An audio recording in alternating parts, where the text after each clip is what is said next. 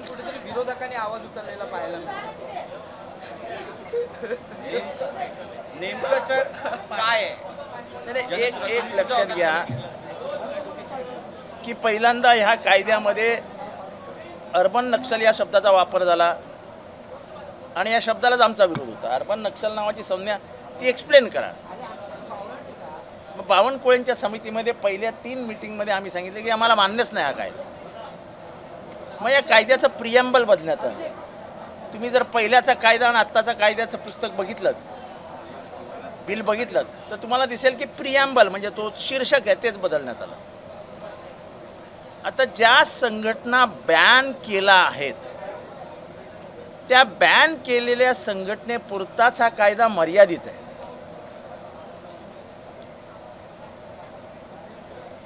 आता आपण एखाद्या इंडिव्हिज्युअलचं उदाहरण घेऊ. स्टँडअप कॉमेडियनच्या मागे लागणं, त्याला हा कायदा लागू होणार नाही. ते करताना हे राज्य सरकार पोलिसी राज्यासारखं वागतं. BNS म्हणजे ज्याला आपण पूर्वी 307 302चं BNS झालं, काय ते भारतीय न्याय संहिता वगैरे जे काय केली त्यांनी, त्याच्या माध्यमातून तोडून मोडून पोलिसांचा वापर करून ताब्यात घेतात. आता लोक म्हणतील की हा कायदा त्यांना कधीही लागू होणार नाही. हा कायदा is limited to extremist organizations, left extremist organizations.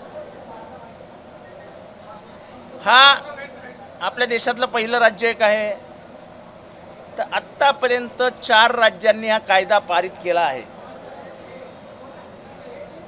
आम्ही त्या समितीमध्ये होतो. नक्षलिझम संपला पाहिजे हा भारतातील तमाम संविधान प्रेमींचा विचार आहे. शस्त्रांचा वापर करून उठाव करणे आणि शस्त्रांचा वापर करून संविधान उडवून लावणे हे मला मान्य नाही. इथली प्रस्थापित लोकशाही आणि इथलं प्रस्थापित संसद ही प्रक्रियाच आम्हाला मान्य नाही असं जर कोणी म्हणणार असेल तर ते आम्हाला मान्य नाही.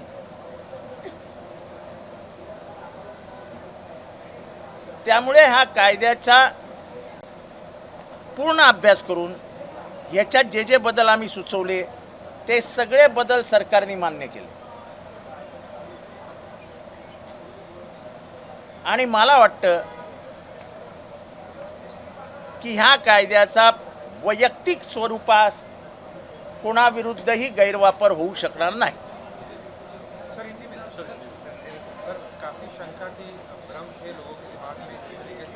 देखो, हमारे भी मन में शंका थी और हमारी शंका सही थी.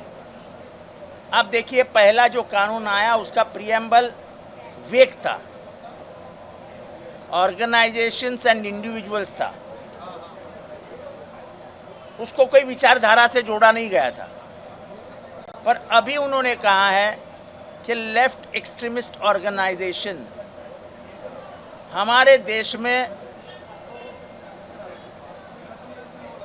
वेस्ट बंगाल में भी लेफ्ट एक्सट्रीमिस्ट ऑर्गेनाइजेशंस के ऊपर बैन है, केरला में बैन है, झारखंड में बैन है, उड़ीसा में बैन है.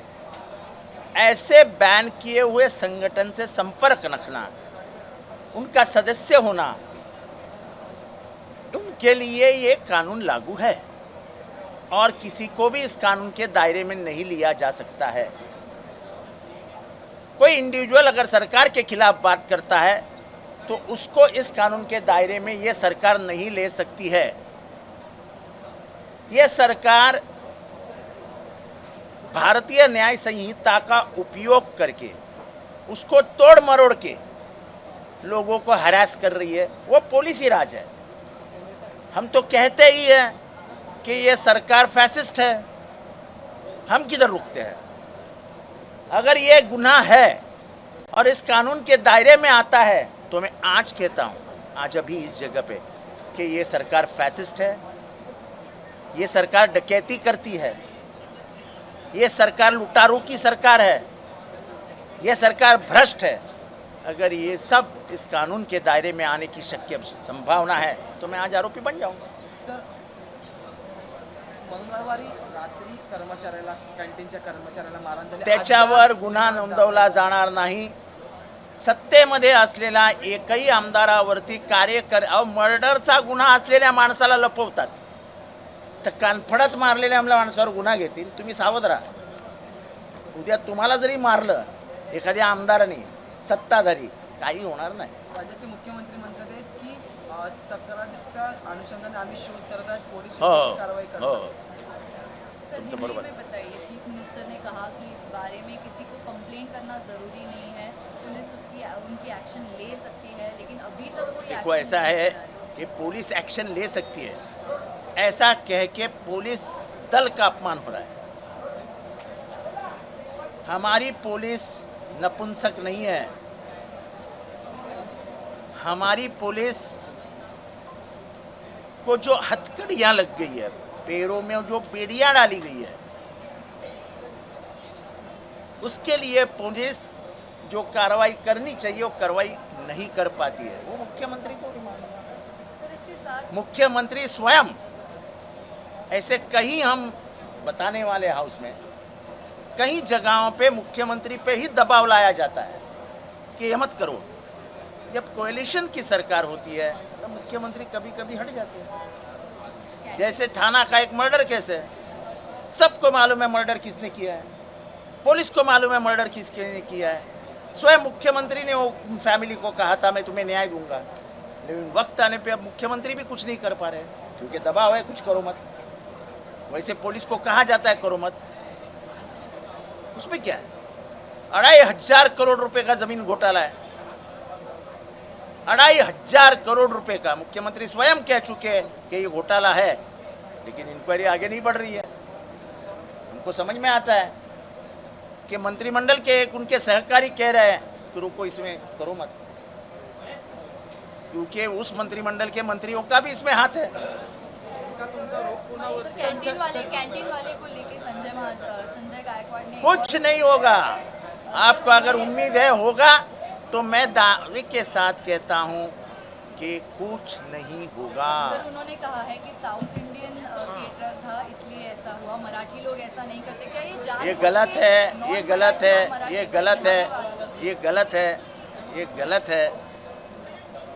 परसों से हम साउथ इंडियन खाना खा रहे हैं, साउथ इंडियन कैटरर के हाथ का बना हुआ खाना खाते हैं। ये सब फालतू की गलत बातें हैं। खाना उन्हीं हाथों से बनता है जो इंसान है, कोई जानवर तो बनाता नहीं है। खाना अच्छा नहीं होता है ये मानता हूँ, लेकिन ये south Indian, north Indian, east Indian, sir वो खुद कह रहे हैं, संजय गायकवाड़ खुद ये बयान देते हुए नजर आ रहे हैं कि जो केटरिंग सर्विस थी साउथ इंडियन के पास रखी देखो ऐसा है कि वो साउथ इंडियन है इसलिए उसका खाना गंदा था क्या? नहीं। महाराष्ट्र में जितने साउथ इंडियन होटल, मुंबई में खास करके जितने साउथ इंडियन होटल चलते हैं उतने कोई भी नहीं चलते हैं।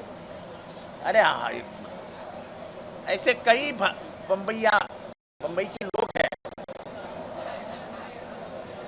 जो मुंबई में अपनी शुरुआती सुबह इडली डोसा से करते हैं। ये क्यों झूठ बोलूं?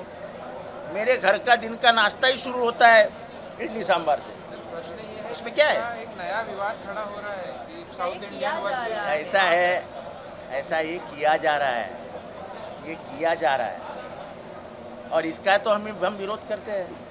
हिंदी विरुद्ध मराठी, हिंदू विरुद्ध मुस्लिम, मराठी विरुद्ध साउथ इंडियन, ये क्यों करना चाहिए? हम उसके आगे बढ़ चुके हैं। ये बम्बई सबकी आई है। एक जाहिरात चालू है, आप सुनिए टीवी पे, इतनी प्यारी जाहिरात है, उसका आखिरी लफ्ज़ है ये बम्बई सबकी आई है। इतना अच्छा लगता है यार। और सब में सही में आप है, ये है, ये कहाँ? आप सभी लोग बाहर के हैं, आपको कभी लगा ये तुम्हारी माँ नहीं है? और इसलिए वो जाहिरात मुझे लगता है हर आदमी ने सुननी चाहिए जब वो कहता है ये बम्बई सबकी आई है। आखिरी सवाल एबीपी माझा, उघडा डोळे बघा नीट।